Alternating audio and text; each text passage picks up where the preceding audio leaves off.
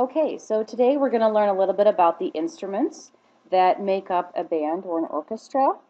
You might be familiar with quite a few of these instruments, and some of them you may have never seen before. We're going to learn about what family they belong to, what they look like, and also what they sound like.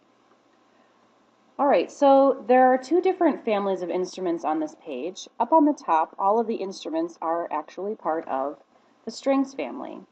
All of these instruments have strings on them, and they are played by either bowing over the strings or plucking the strings in some way or strumming the strings, and that's what makes their sound. Over here we have a very large instrument. It sounds like this.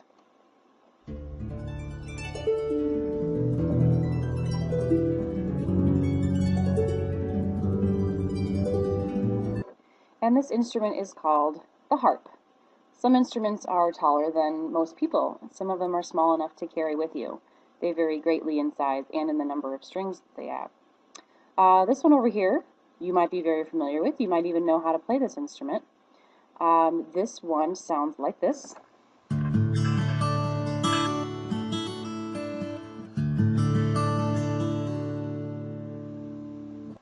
That is known as the acoustic guitar.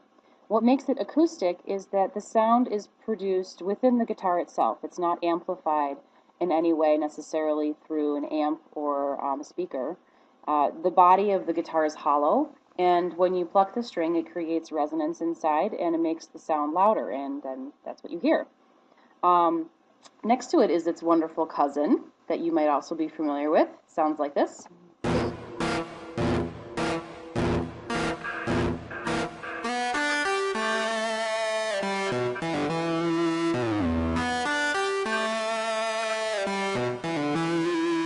And this is known as the electric guitar.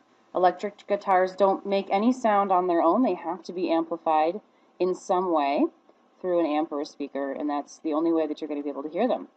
They can be played in many different styles, as you're probably well aware. Okay, so these four over here all look very similar, but they vary greatly in size. These two right here are the smallest, and they're played under your chin. And this one right here is the smallest of them, and therefore the highest pitched. It sounds like this.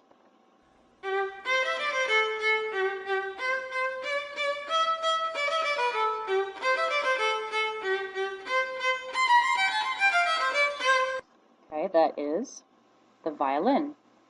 Right next to it, a slightly larger and slightly lower version of the same instrument. Sounds like this.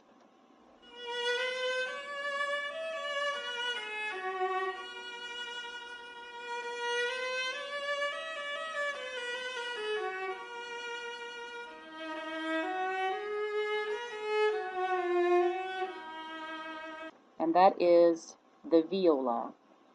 Okay, so these two instruments over on the right are played upright. So the bottom of the instrument has a peg on it that sits on the floor, and the person stands or sits behind them to play. This one sounds like this.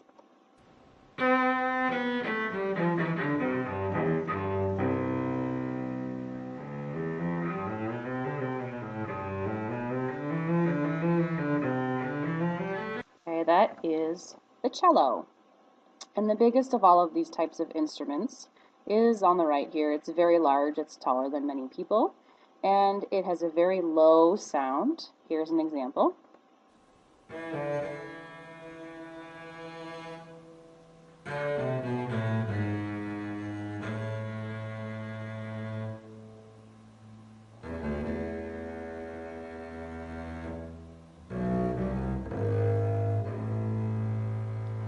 So as you can tell, it has very low sound. This is the bass. Okay, so the family down on the bottom half of the screen are all part of the same family, known as the woodwinds. Okay, so the wood part has to do with what most of them are made of, their bodies. And they're not all made of wood, as you can see. And the wind part is the fact that you have to blow air through the instrument in order for it to produce sound. So starting over here on the left, you have two instruments that look very similar, but one's smaller and therefore higher pitched than the other. The one on top here sounds like this.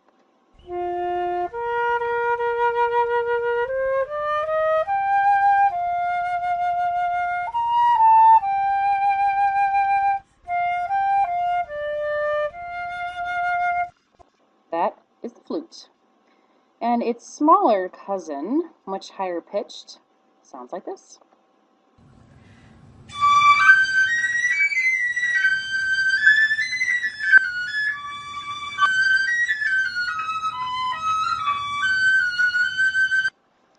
That's the piccolo. It's very high pitched. Okay, so on the bottom you have two instruments over here on the left that look very similar to each other, but if you look closely you'll notice that this one on the left has a very, very small mouthpiece and a tiny little reed sticking out the top. That's actually a double reed. There's two pieces of wood there that you have to blow air between. This is an interesting instrument. Here, take a listen.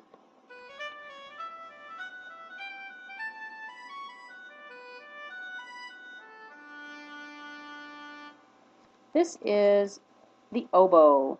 It has a kind of a nasally sound to it. It's very high pitched and it's actually really hard to play correctly and have it sound beautiful. Right next to it, this instrument you're probably a little more familiar with. Here's what it sounds like.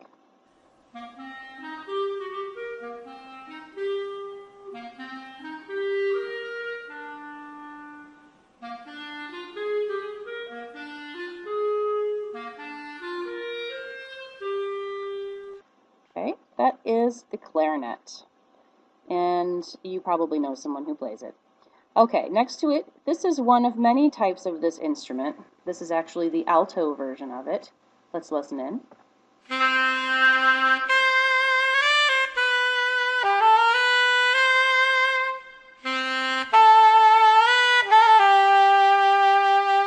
Yes, that is the saxophone. This one in particular is the alto saxophone.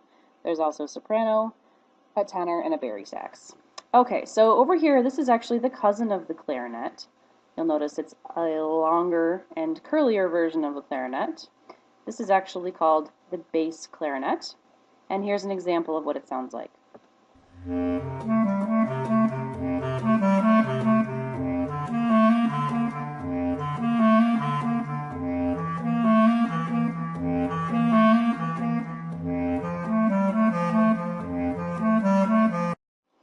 Now over here, these two larger instruments are actually very similar to the oboe on the far left because they are also double reed instruments, meaning that you have two very small wooden reeds that you have to blow air between in order to make sound. This is a tall, straight instrument. It sounds like this.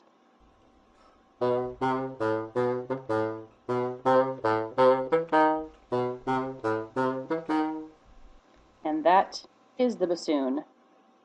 And its larger, much larger cousin has a much lower, deeper sound. Here is an example.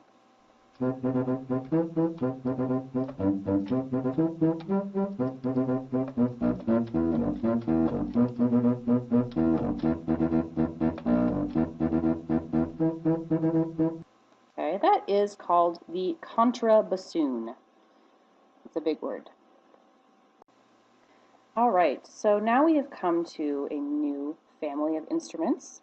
These are all members of the percussion family. A percussion instrument is played by striking or hitting an instrument in some way. It doesn't involve blowing air through it. So take a look up here at the top. We have a couple that you might recognize. This is what this one sounds like.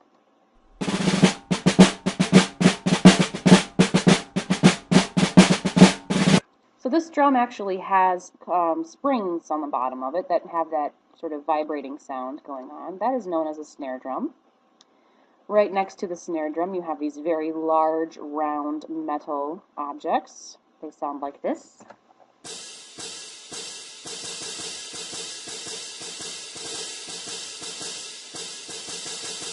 These are cymbals.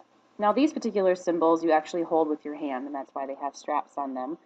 Cymbals can also be part of this instrument down here, because you'll notice some of them are mounted on stands that you would strike with a drumstick.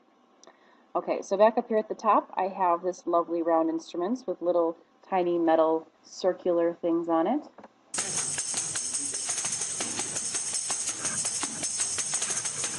Okay, that's the tambourine. Next to the tambourine, I have the castanets, which are actually played with your hands. They're two blocks that you tap together. Don't have a sound clip for that one. And I also have the bass drum over here. This is actually a bass drum that's on a stand that you would play like with a band or an orchestra, and you just strike it. It only makes one low sound, just a low booming sound. Great for keeping the beat. Down here you have two very similar looking instruments that have a keyboard on them actually. And it's the same setup as a piano keyboard, although instead of using strings that it hits with a hammer, these you hit with a mallet. And so you can choose to play a melody line very similar to how you play the piano. The one on the left here is made out of metal, and so you play it and it sounds a little bit more metallic actually when you hear it. Here's an example.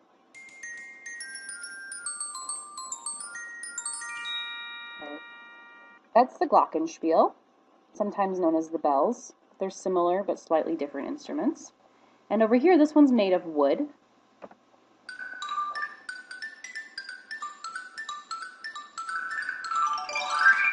Okay, it actually sounds wooden. That's the xylophone. The larger wooden cousin of the xylophone is known as the marimba. You might be familiar with that one. Down on the bottom left, you would see this instrument or set of instruments, most likely in a band of some kind, a rock band. And it's a collection of various percussion instruments that one person can sit at and play. A bass drum, a snare drum, a tom, some cymbals, things like that. It sounds like this all together.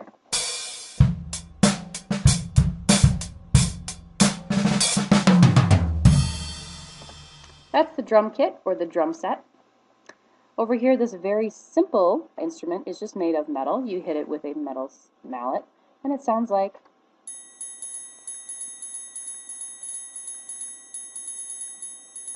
Okay, and this is very cleverly known as the triangle.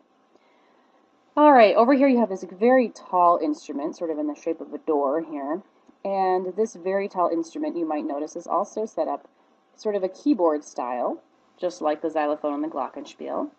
And you play this with big mallets. You stand in front of it. It has a pedal on the bottom that you can use to make them ring longer or stop them. And it kind of sounds like really big church bells. Take a listen.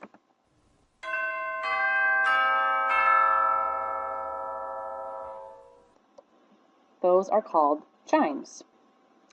And the last one over here on the right, unfortunately I don't have a sound for either, but this is a unique drum in that it has sort of a sound quality of a bass drum, but you can actually adjust the pitch higher or lower to sort of suit the pitch of the key of the song that they're playing. They usually have multiple of these timpanis, 3 or 4, that they can tune to different notes and play together.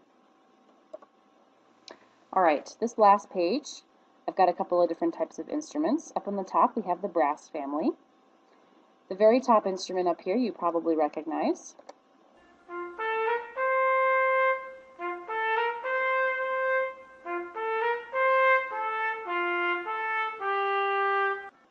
That is the trumpet. It's played with 3 little keys here. The brass instruments are a little bit different than some other instruments because of the mouthpiece. If you'll notice, they have a small round metal mouthpiece that you have to sort of buzz your lips through to play. Here is a slightly larger brass instrument than the trumpet, and it's played by sliding this part of the instrument out and back in again.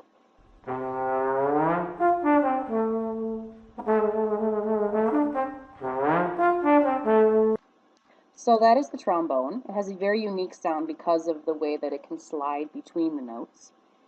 This very circular, lovely object here sounds like this.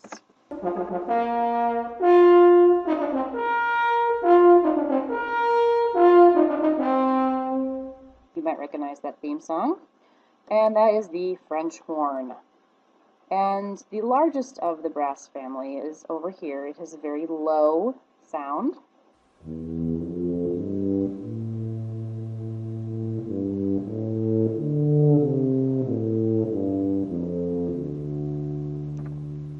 That's the tuba.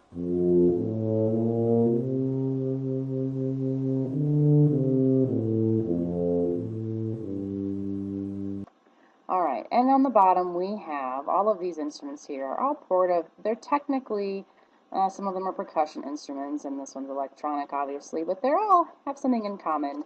in that they have keyboards. And so these are some different keyboard instruments that you might know. I assume that you're familiar with this large black one right here. I think everyone has seen one of these at some point in their life, maybe even know how to play it a little bit. Here's what it sounds like.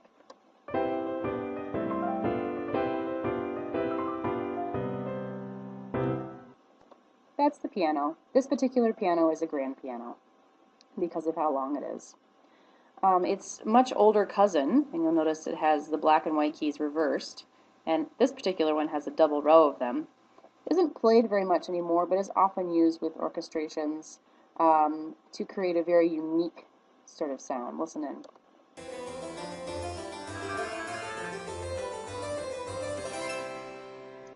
That's called the harpsichord. Okay, up here you have this pretty familiar looking object. There's a lot of different names for what it is. Basically, it's an electronic keyboard, or a synthesizer is what I call it. Electric piano is another word for it. It's an electronic instrument, and therefore it has the ability to mimic the sounds of a variety of different types of instruments, not just the piano. You guys are familiar with them because they're part of the many loops that you have in your synthesized loops. I don't have a sound effect for that one, unfortunately, but you guys all know it. Synthesizer can basically make almost any sound. And last but not least, we have down here this gigantic thing called a pipe organ. And it is actually played by using a keyboard to open up pipes that send air shooting through these very long tubes that sit on top of them. And they create a pretty unique sound. They're gigantic instruments. You only see them in a couple of spaces, performance halls, churches, etc. So listen in.